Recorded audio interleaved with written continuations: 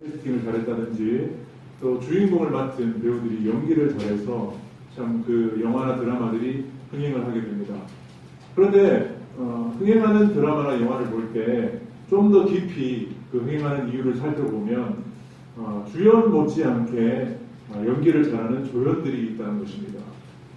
어떻게 보면 약방의 감초와 같은 그런 역할을 하는 조연들이 연기를 잘하기 때문에 주연의 그 연기가 더 빛나게 되고 그런 드라마나 영화들이 흥행하게 된다는 것을 우리가 발견할 수 있습니다.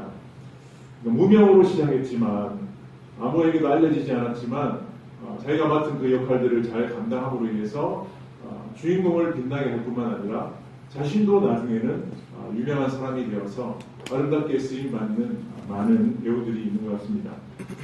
성경에도 보면 이렇게 주연을 빛나게 하는 조연이 나옵니다. 마태복음 11장 11절에 보면 예수님께서 침례 요한을 가르쳐서 이렇게 말씀하셨습니다. 여자가 낳은 자 중에 침례 요한보다 큰 이가 일어남이 없도다. 이 땅에 여자들이 낳은 사람들 중에 침례 요한이 가장 큰 자라는 것입니다. 그러니까 침례 요한보다 큰 자가 없다라고 예수님께서 극진히 칭찬하게 하셨다는 것입니다. 여러분, 침례 요한은 누굽니까? 우리가 잘 알듯이 그는 일찍이 광야에서 메뚜기와 소청을 먹으면서 이 경건 생활에 힘썼으며 또 많은 사람들에게 회개하라 천국이 가까웠느니라 라고 이렇게 말씀을 증거하였습니다. 그러자 이스라엘에 있던 모든 사람들이 그 말씀을 듣고 회개하고 자신에게 침례를 받았습니다. 침례 요한이 선포하는 말씀이 이스라엘 백성들의 마음을 깊이 파고들었으며 심지어는 대제사장과 바리새인들마저 그들의 양심을 이렇게 뒤흔들어 놓았습니다. 뿐만 아니라 이 침례 요한의 영향력이 얼마나 대단했든지 당시 그 지역의 군봉왕이었던 헤로드 왕 조차도 침례 요한을 싫어했지만 이 백성들의 미심이 두려워서 함부로 죽일 수 없는 그런 위대한 사람이었습니다. 그래서 그 당시에 모든 사람들은 이 침례 요한이 메시아가 아닌가, 하나님께서 우리에게 약속하신 메시아가 아닌가 그런 생각을 가질 정도로 침례 요한은 대단한 사람이었습니다. 자, 그런데 침례 요한이 이렇게 왕성하게 사역을 하다가 이제 드디어 예수님께서 공생애로 사역을 시작하시게 되었습니다. 예수님께서 사역을 시작하신 지 한두 달이 지나자 그만 침례 요한의 이 유명세는 점점 사라지기 시작했습니다.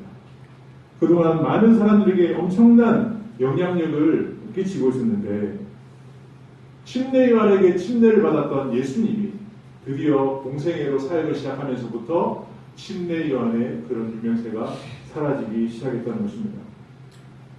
자, 그래서 오늘 22절 말씀에 보니까 그 후에 예수께서 제 아들과 유대 땅으로 가서 거기 함께 유하시며 침례를 베푸시더라. 그러니까 예수님께서도 제자들과 함께 침례를 베푸셨어요. 자, 그런데 이 어느 날 이 침례 요한의 제자 중에 한 사람이 어떤 유대인과 서로 이야기를 하다가 말싸움이 벌어지게 되었습니다.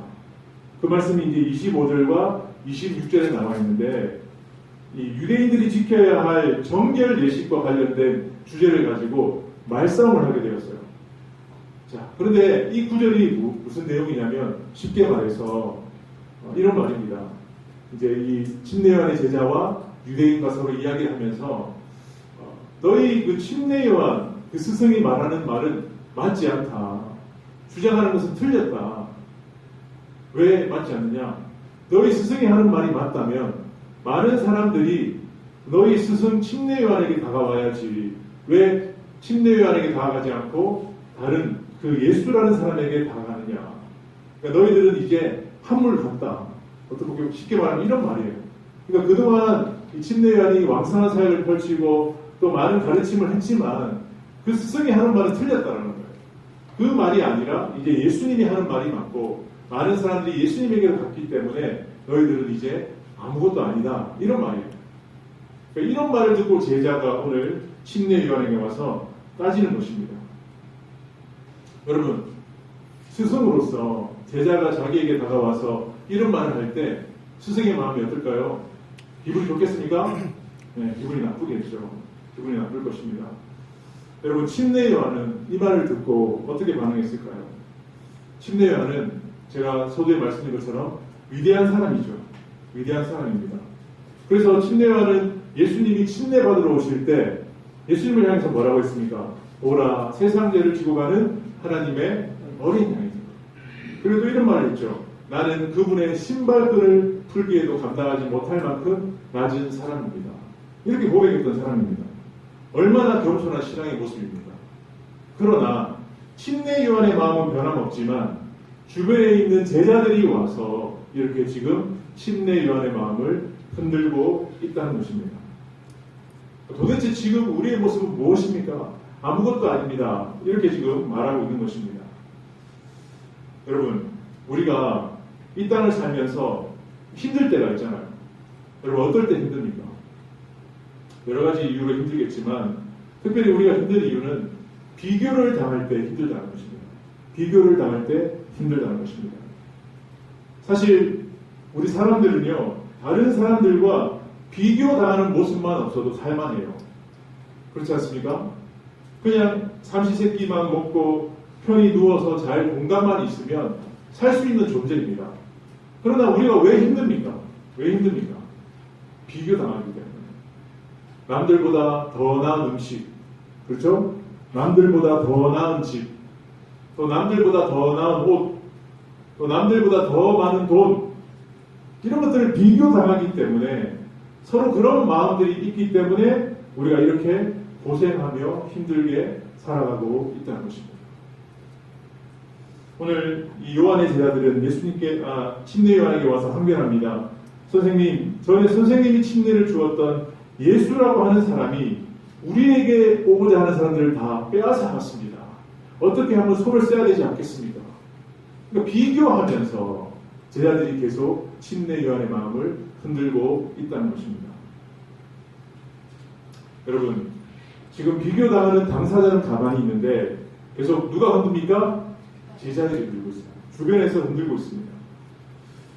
우리가 신앙생활 할 때도 보면 이런 경우가 있어요. 이러한 일들이 일어납니다. 어떻게 보면 이러한 것들은 영적인 공격이기도 해요. 특히 우리가 어떤 환경과 상황에 흔들리지 않고 말씀대로 바로 살려고 할 때, 특히 그럴 때 우리가 주변에서 이러한 공격들이 있다는 것입니다. 나는 믿음으로 바로 서서 말씀대로 순종하며 나가려고 하는데 꼭 주변에 있는 사람들이 나를 흔들 수 있다는 것입니다. 평소에는 가만히 있다가도 내가 좀 더 기도하고 내가 좀 더 말씀대로 순종하고 내가 좀 더 복음 전하려고 노력하려고 하면 할수록 주변에서 이러한 공격들이 있을 수 있다는 것입니다. 여러분, 이러한 것들은 우연히 일어나는 일이 아니라 영적인 공격이라는 거예요. 영적인 공격. 어떻게 보면 오늘 침례 요한에게 일어난 이 일도 침례 요한을 향한 영적인 공격이라는 것입니다. 여러분, 우리가 말씀대로 살려고 하면 할수록 누가 싫어할까요? 누가 싫어할까요? 사탄이 싫어합니다. 우리가 말씀대로 살려고 하면 할수록 예수님과 하나님은 기뻐하시겠지만 반대로 대적자인 사탄은 싫어합니다. 그렇기 때문에 우리를 어떻게 해서든지 흔들어서 쓰러뜨리려고 하는 것이 마귀의 계획이에요. 그럴 때 마귀는 어떻게 일하느냐? 바로 우리 주변에 있는 가장 가까운 사람들을 통해서 우리를 흔든다는 거예요. 그래서 오늘 침례 요한도 그러한 영적인 공격 가운데 있다는 것입니다. 자, 오늘 이런 영적인 공격 가운데 침례 요한이 모였습니다. 뿐만 아니라 우리도, 이 자리에 앉아있는 우리 모두도 그러한 영적인 공격을 받을 수 있습니다. 자, 그때 오늘 침례 요한은 어떻게 반응이 있습니까? 자, 오늘 말씀해 보면 침례 요한은 주연을 빛나게 하는 조연의 모습을 발견할 수 있습니다. 여러분, 우리 삶 가운데 예수님이 주인이시고 우리는 조연인 줄 믿습니다. 네, 그렇다면 우리도 조연으로서 예수님을 빛나게 해야 할 사명이 있습니다. 어떻게 하면 주연이신 예수님을 빛나게 할 수 있을까? 오늘 침례 요한의 모습 세 가지를 살펴보면서 한번 보도록 하겠습니다. 첫 번째 침례 요한은 자기 분수를 아는 사람이었습니다. 한번 따라할까요? 자기 분수를 알자. 자기 분수를 알자. 예. 자, 여기서 말하는 분수는 수학 분수가 아니죠. 네. 자, 요한복음 3장 27절에 보면 이런 말씀이 있습니다. 요한이 대답하여 이르되 만일 하늘에서 주신 바 아니면 사람이 아무것도 받을 수 없느니라. 자, 이것이 침례 요한의 마음이었습니다. 이것이 침례 요한의 자세였습니다. 자, 이게 무슨 말입니까? 침례 요한은 자신이 이 땅을 살아가면서 그 사명을 감당하면서 그것을 할 수 있는 것은 하나님이 주신 힘만큼만 하면 된다는 거예요. 그러니까 자신의 노력, 자신의 힘으로 하는 것이 아니라 하나님이 허락하신 만큼만 자신은 일할 수 있다는 거예요. 이것이 침례 요한의 자세였어요. 여러분, 우리가 이 땅을 살아가면서 세상 사람들은 어떻게 말합니까? 꼭 머리가 되어야 되고 1등이 되어야 한다고 말하잖아요. 그렇지 않습니까? 누구나 다 서로가 1등이 되려고 하다 보니까 이 세상 살기가 힘들잖아요. 그러나 오늘 침례 요한은 그렇게 살지 않았습니다. 하나님이 주신 능력만큼만 자신이 일할 수 있다고 밝힌 거예요. 이게 무슨 말입니까? 하나님이 주신 힘만큼만 내가 그것을 가지고 최선을 다하고 있다는 것입니다. 이것이 침례 요한의 마음이었어요. 우리에게도 이런 마음이 필요해요. 이런 모습이 필요하다는 것입니다. 최선을 다하는 모습. 세상은 꼭 이겨야 하고 또 1등이 되려고 합니다. 치열합니다. 그러나 여러분 한번 질문하겠습니다. 성경에 보면 여러분 하나님께서 꼭 1등이 되라고 말씀하셨습니까? 말씀하셨습니까? 그렇게 말씀하지 않으셨어요. 성경은 어디를 찾아봐도 주님은 1등이 되라. 네가 그 자리를 차지해라. 이렇게 말씀하신 적이 없어요. 우리는 내가 있는 이곳에서 내가 할 수 있는 최선의 방법으로 충성하는 것, 그것이 주님이 우리를 위해서 우리를 향한 하나님의 마음이라는 것입니다. 그러니까 이런 사람에게 하나님은 복을 주신다는 것입니다. 마태복음 25장 14절 30절에 보면 이 달란트 비유가 나옵니다. 주인이 여행을 떠나면서 종들에게 달란트를 맡겼습니다. 첫 번째 종에게는 5달란트를, 그 다음에 2달란트를, 1달란트를 맡겼습니다. 근데 여러분 다 아시듯이 첫 번째, 두 번째 종들은 어떻게 했습니까? 열심히 일했습니다. 그래서 배로 남겼습니다. 그러나 마지막 세 번째 1달란트 받은 그 종은 어떻게 했습니까? 그 달란트를 땅에 묻었습니다. 그래서 나중에 주인이 돌아와서 결산을 하였습니다. 그때 주인이 어떻게 했습니까?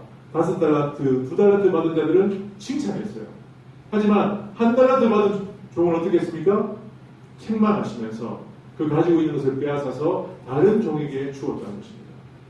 여러분, 왜 이 1달란트 받은 자가 책망받았습니까? 배로 남기지 못해서요? 그렇습니까? 왜 책망받았습니까? 일하지 않았잖아요. 최선을 다하지 않았습니다. 최선을 다하지 않았습니다. 그러니까 자기가 받은 것만큼 최선을 다해야 되는데 그냥 땅에 파묻어 버렸다. 그러니까 하나님이 원하시는 것은 배로 남기고 1등이 되는 것이 아니라 받은 것을 가지고 최선을 다하는 것, 그것이 하나님이 원하시는 마음인 줄 믿습니다. 이것을 오늘 침례 요한은 했다는 것입니다. 그래서 고린도전서 4장 2절에도 이런 말씀이 있습니다. 그리고 맡은 자들에게 구할 것은 충성입니다. 충성입니다. 여러분, 우리가 그 어떤 스포츠 경기를 보다가 보면 화가 날 때가 있잖아요. 어떨 때 화가 납니까? 스포츠 경기 안 봅니까? 화날 때 있잖아요. 왜 화나죠? 내가 응원하는 팀이 질 때 화가 납니다. 그렇잖아요. 내가 응원하는 이 한국이 다른 나라에 이렇게 붙어가지고 지면 화가 나잖아요. 그런데 우리를 더 화나게 할 때가 있어요. 언제 화나죠? 선수들이 최선을 다하잖아요. 분명히 능력이 저밖에 없다는 걸 우리 다 이해해요. 그렇지 않습니까? 우리가 월드컵에 나가면 다른 나라에 비해서 능력이 떨어지는 건 다 알아요. 그러나 우리가 원하는 것은 뭡니까? 최선을 다하는. 지더라도 맞죠? 최선을 다해서 지면 박수를 받아요. 그런데 같은 경기라도 지더라도 최선을 다하고 지면 비난밖에 없다는 것입니다. 하나님도 마찬가지입니다. 우리가 이 땅을 살아가면서 우리가 살아가는 모든 모습들을 다 바라보고 계세요. 여러분의 모습들을 다 바라보고 계십니다. 그리고 여러분의 능력이 얼마인지도 하나님은 다 알고 계세요. 그래서 얼만큼 일하는지 다 알고 계십니다. 그런데 하나님이 원하시는 것은 뭐냐? 받은 것을 가지고 최선을 다하느냐 안 하느냐, 그것을 결산하신다는 거예요. 여러분이 꼭 1등하지 못해도 괜찮아요. 여러분이 경쟁에서 져도 괜찮아요. 그러나 하나님이 절대로 용납하지 않으시는 것은 최선을 다하지 않는 것. 그냥 내가 가진 것을 그냥 땅에 파묻고 아무것도 하지 않는 것, 그것이 하나님이 절대로 용납할 수 없다는 것입니다. 그래서 침례요한은 자신이 누구인지 알았습니다. 그래서 자신이 해야 할 일을 알고 있었습니다. 그래서 남들의 비교에도 전혀 흔들리지 않고 끝까지 최선을 다할 수 있었습니다. 로마서 12장 3절에 이런 말씀이 있습니다. 우리 같이 한번 읽어볼까요? 시작. 내게 주신 은혜로 말미암아 너희 각 사람에게 바라니 마땅히 생각할 그 이상의 생각을 품지 말고 오직 하나님께서 각 사람에게 나눠주신 믿음의 분량대로 지혜롭게 생각하라. 아멘. 여러분, 너무 앞서서 생각할 필요가 없어요. 여러분에게 주신 만큼만 생각하시면 됩니다. 여러분에게 주신 만큼만 일하시면 돼요. 그러면 하나님이 인정해 주신다는 것입니다. 자, 침례요한은 자기 분수를 알았습니다. 두 번째, 침례요한은 주님으로 기쁨을 누리는 사람이었습니다. 자, 오늘 3장 29절에 보면 이런 말씀이 있습니다. 신부를 취하는 자는 신랑이나 서서 신랑의 음성을 듣는 친구가 크게 기뻐하나니 나는 이러한 기쁨으로 충만하였노라. 자, 이게 무슨 말일까요? 이게 무슨 말일까요? 그 이스라엘의 이 결혼 관습을 보면 이 결혼식이 주로 이제 저녁에 이루어질 때가 있어요. 특히 신랑이 나중에 도착합니다. 그런데 신랑이 오기 전까지는 신랑의 친구가 모든 결혼식을 주관해요. 그러면서 이 결혼식에 찾아오는 하객들을 맞이합니다. 그래서 특히 기쁨으로 맞이합니다. 그리고 신랑이 오기 전까지는 이 친구가 어떻게 보면 주인공처럼 행세해요. 모든 것을 다 주관해요. 그러나 저녁이 되어서 신랑이 도착하면 이 신랑의 친구는 기뻐합니다. 신랑으로 기뻐하면서 어떻게 하느냐? 자기는 사라져요. 왜 사라질까요? 이제부터 주목받아야 되는 사람은 누구니까? 신랑입니다. 그 말이에요. 침례요한은 이 땅에서 사역을 하면서 그런 마음을 가지고 있다. 신랑은 누굽니까? 예수님. 자기는 신랑의 친구라는 거예요. 예수님이 오기 전까지는 자기가 어떻게 보면 주인공처럼 모든 사역을 감당했어요. 그리고 예수님이 오기 전까지 예수님을 기다렸어요. 그리고 많은 사람들을 맞이했어요. 그러나 예수님이 드디어 나타나자마자 예수님으로 인해 기뻐하면서 자기는 조용히 사라져 줬다는 것입니다. 이것이 침례요한의 마음이었어요. 그러니까 침례요한은 주님으로 기뻐했다. 주님으로 기뻐했다. 여러분, 어떤 사람들은 보면 자기의 자리를 내려놓지 못하는 사람들이 있어요. 그렇잖아요. 그렇잖아요. 특히 여러분, 나중에 힘이 빠져서 내가 아무것도 할 수 없을 때 내려놓는 것은 쉬워요. 그러나 내가 아직 힘이 있고 내가 전성기인데 그 자리를 내려놓는 것은 어려워요. 그렇지 않습니까? 그러나 오늘 침례요한은 자신이 전성기였어요. 충분히 할 수 있었어요. 그럼에도 불구하고 그 자리를 내려놓고 뒤로 사라질 수 있었던 이유는 침례요한은 주님으로 기뻐할 수 있었기 때문에, 주님으로 만족했기 때문에 그는 그 자리를 내려놓고 사라질 수 있었다. 이것을 우리에게 말씀하고 있습니다. 제가 말씀을 준비하면서 한 가지 발견했어요. 아, 침례요한은 정말 예수님을 사랑했구나. 예수님으로 기뻐했구나. 제가 그것을 발견했어요. 어떻게 그걸 발견했냐면, 침례요한이 여러분, 이 땅에 태어나기 전부터 침례요한은 예수님으로 인해서 기뻐했던 사람이에요. 그 말씀이 어디 나오느냐? 누가복음 1장 44절의 말씀이 나옵니다.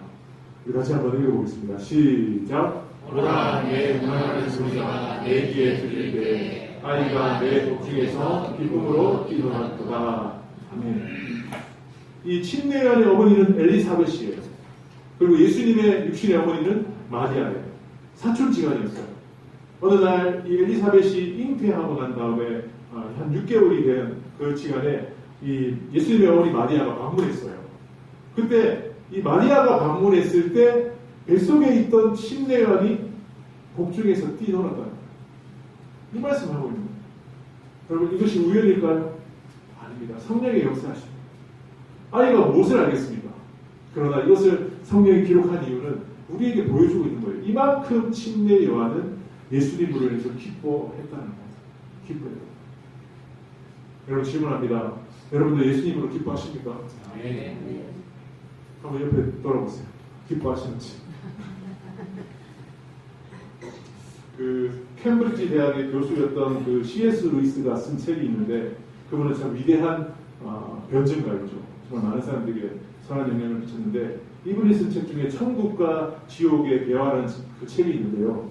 그 책에 보면 이런 우화가 있어요. 예화를 들었는데 우리가 천국에 가면 이 천국 문에 문지기가 서 있답니다. 천국 문 앞에 문지기가 서 있대요. 그러면 사람들이 이제 예수 믿었으니까 천국으로 들어오지 않습니까? 그때 문지기가 한 사람씩 붙잡고 질문을 한답니다. 질문을 한답니다. 어떤 질문을 하냐? 이런 질문을 한대요. 당신은 예수님을 알고 나서 그 예수님 때문에 참을 수 없는 기쁨을 가지고 사셨나요?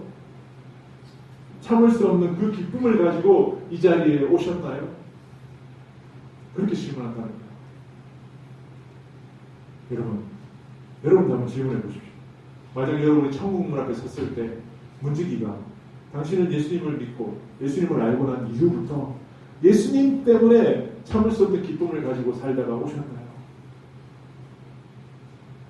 아주 여러분 자신 있게 예라고 대답할 수 있겠습니까? 그럴 수도 있겠지만 그럴 수 없을 수도 있어요. 저는 그런 생각을 합니다. 우리 예수 믿는 사람과 믿지 않는 자의 차이가 뭐냐? 그것은 바로 기쁨이라고 생각해요. 기쁨이라고 생각해요. 여러분 세상 사람들은 언제 기뻐합니까? 잘 될 때, 돈 많을 때, 그렇죠? 형통할 때 기뻐요. 그러나 자기가 생각했던 것들이 되지 않고 모든 것이 망하면 어떻게 합니까? 슬퍼하죠. 불평하죠. 원망하죠. 그러나 예수 믿는 사람은 어떻게 해야 됩니까? 잘 될 뿐만 아니라 잘 되지 않아도 어떻게 해야 돼요? 항상 뭐 하라 했습니까? 기뻐하라. 그것이 예수 믿는 자와 믿지 않는 자의 차이예요. 여러분 우리가 왜 기뻐할 수 있습니까? 누구 때문에 기뻐하는 거예요? 예수님 때문에. 물질이 전부가 아닙니다. 건강이 전부가 아닙니다. 사업이 전부가 아니에요. 예수님이 전부인 줄 믿습니다. 이것을 우리에게 말씀합니다. 침례하는 이런 기쁨을 가지고 살겠다는 거예요. 그렇기 때문에 그는 모든 것을 다 내려놓고 뒤로 물러날 수 있었다. 한번 질문해 보세요. 나는 정말 기뻐하고 있는가? 여러분 다른 누구는 몰라도 우리 축복교회 성도들은 예수님만으로 기뻐할 수 있기를 축복합니다. 이것이 여러분에게 회복되어야 돼요. 이것이 여러분 전도예요. 전도예요. 다른 것이 전도가 아니라 사실 저도 잘 안 돼요. 그게 잘 안 돼요. 힘들 때 잘 안 되는데 여러분 근데 이것을 극복해야 돼요. 이걸 극복해야 돼요. 그 모습 보고 믿지 않는 자들이 예수님께 나와요. 저 사람 정말 예수님 살아있구나. 정말 저 사람이 예수님 믿구나. 아무리 아파도 아무리 여러분 가난해도 힘들어도 기뻐해야 돼요. 예수님께. 그럴 때 우리의 모습을 보고 주님께로 돌아온다는 것입니다. 마지막으로 침례 요한은 그리스도를 높여드리는 사람이었습니다. 한번 또 따라합시다. 예수님만 높여드리자. 네, 28절 말씀을 보니까 내가 말한 바 나는 그리스도가 아니요 그의 앞에 보내심을 받은 자라고 한 것을 증언할 자는 너희니라. 그러니까 침례 요한은 오직 예수님만을 증거하고 예수님만을 높여드렸습니다. 그러니까 예수님만을 자랑하는 사람이었습니다. 그러니까 침례 요한은 제자들에게 다시 한번 말하는 거예요. 앞으로 너희들이 증거할 분은 내가 아니라 예수님이야. 그러니까 사람들이 예수님께 간다고 해서 실망하지 마. 이제 내가 떠나더라도 내가 만약 감옥에 갇히더라도 너희들이 남아서 해야 할 일은 예수님을 증거하는 일이야. 그것을 말씀하고 있는 거예요. 여러분 세계에서 가장 빨리 복음이 증거되는 곳이 어딜까요? 그곳은 바로 중국입니다. 지금 이 공사로 인해서 여러 가지 이 기독교인들에 대한 박해가 많지만 원래 그 공사가 되기 전에는 기독교인이 60만이었대요. 그런데 지금은 거의 1억에 가깝다고 합니다. 여러분 중국이 왜 이렇게 빠른 속도로 복음이 증거되고 전파될까요? 여러 가지 이유가 있지만 한 가지 이유가 뭐냐면 그것은 간단합니다. 그것은 중국 교회에는 스타가 없어요. 스타가 없어요. 이게 무슨 말일까요? 중국 교회에는 유명한 목회자가 없다는 거예요. 유명한 교회가 없습니다. 유명한 교회가 없습니다. 이게 무엇을 우리에게 말할까요? 오직 누구만 유명할까요? 예수님만 믿는 것. 근데 여러분, 오늘날 한국교회를 한번 보십시오. 유명한 목사님들이 있습니까? 없습니까? 많죠. 유명한 교회 있습니까? 없습니까? 많습니다. 원래 우리 한국교회는 이런 모습이 아니었어요. 원래 우리 한국교회는 스타가 없었습니다.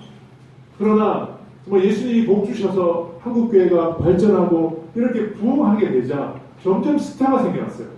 인간 스타가 생겨났다는 거예요. 그때부터 갑자기 경제적으로 힘들어지고 또 많은 사람들이 믿음을 떠나게 되었다는 거예요. 이것을 우리에게 말씀하고 있는 것입니다. 여러분, 교회 안에는 스타가 있으면 안 돼요. 오직 예수님만 스타가 되어야 될 줄 믿습니다. 이것을 우리에게 말씀하고 있는 거예요. 그러나 여러분, 사람과 환경에 집중하지 마시고 오직 예수 그리스도만 바라볼 수 있기를 바랍니다. 이것이 우리의 삶이 되어야 돼요.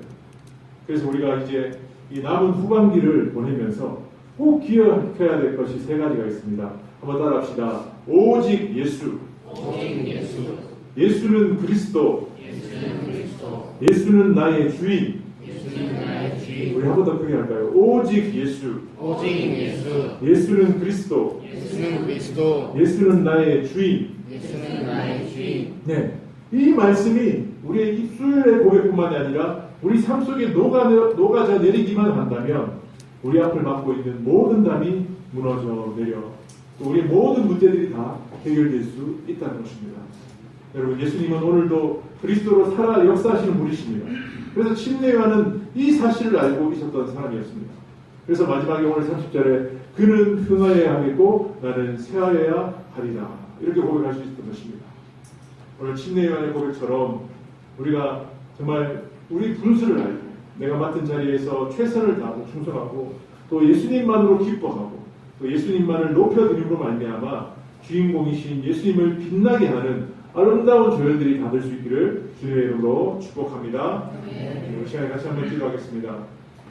오늘 말씀을 기억하시면서 세 가지 중에 여러분에게 와닿는 말씀들이 있을 것입니다. 나는 정말 최선을 다하고 있는가, 충성을 다하고 있는가, 뿐만 아니라 나는 예수님만으로 기뻐하고 있는가, 예수님만으로 기뻐하고 있는가, 또 뿐만 아니라 나는 예수님만을 높여드리고 있는가 돌아보시면서 여러분, 설교는요 귀로만 듣는 것이 아니라 여러분 삶이 변화되어야 됩니다. 눈을 감으시고 이 시간 기도할 때 이 세 가지 중에 한 가지를 붙잡으세요. 정말 내가 최선을 다하고 있는가? 그렇지 못하다면 하나님, 내가 최선을 다할 수 있게 해주십시오. 내가 정말 예수님만으로 기뻐하고 있는가? 그렇지 못하다면 예수님만으로 기뻐할 수 있는 사람 되게 해주십시오. 그리고 내가 정말 예수님만을 높여드리고 있는가? 혹시 내가 스타가 되려고 하고 있지는 않는가? 돌아보시면서 예수님만을 높여드리는 그런 인생이 되게 해달라고 우리가 정말 합심해서 함께 기도하겠습니다.